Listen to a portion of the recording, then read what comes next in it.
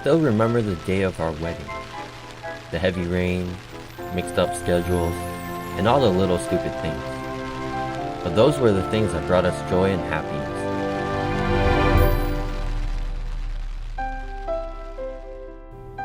What touched us most was the sincere blessing from our relatives and friends, and our wedding vows for each other.